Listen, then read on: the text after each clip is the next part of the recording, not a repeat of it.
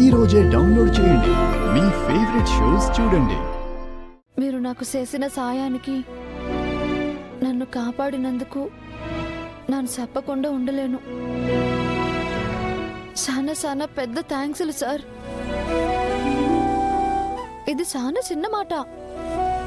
దీంతో మీ రుణం తీరేది కాదు, తీర్చుకునే దారి కూడా లేదు. ఎందుకంటే నా పరిస్థితులు అలా ఉన్నాయి. ఇప్పటి వరకు నేను మీకు ఇష్టం లేని పనులు చేసుకుంటూనే వచ్చాను. ఈరోజు కూడా చేశాను. నేను ఇక్కడికి రావడం మీకు ఇష్టం లేకపోయినా మీ మనసుకి కష్టం కలిగించి మరీ వచ్చాను. దానికి కారణం మిమ్మల్ని ఇబ్బంది పెట్టాలని కాదు.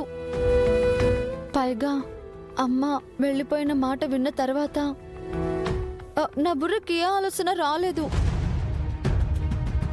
నా చుట్టూ ఏం జరుగుతుందో నాకే అర్థం కాని పరిస్థితి. అంతేకాని నా వల్ల మీ కుటుంబం ఇడిపోవాలని కానీ గొడవ పడాలని కానీ కాదు. ఇప్పుడు ఇవన్నీ నాకెందుకు చెప్తున్నావు? ఎవరికి చెప్పుకోవాలో తెలియలేదు సార్. అందుకే మీకు చెప్పి వెళ్ళిపోదామని వచ్చాను.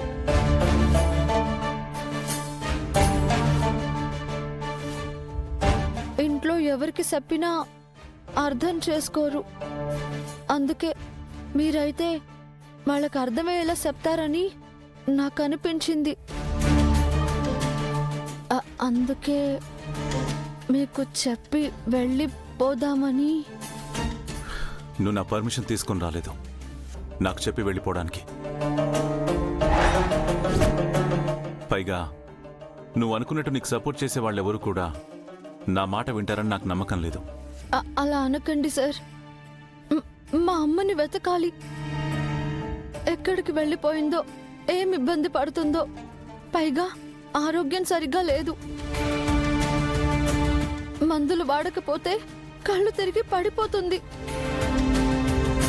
తను వెళ్ళిన ఈ పరిస్థితుల్లో చేతిలో డబ్బులున్నాయో లేవో. ఇక్కడ నేనున్నా నా మనసంతా మా అమ్మ చుట్టూనే తిరుగుతుంది. ఎక్కడైనా వెతుకుతావు?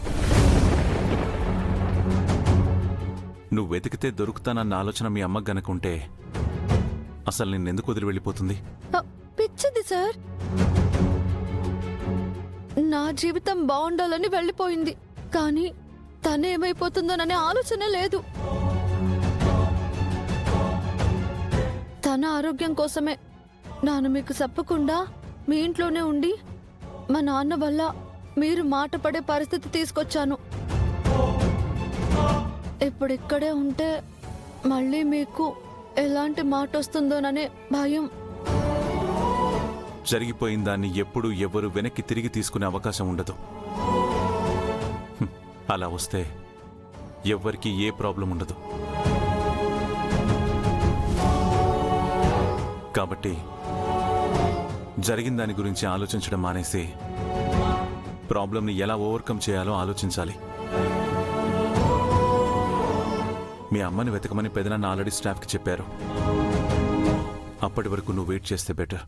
అది కాదు సార్.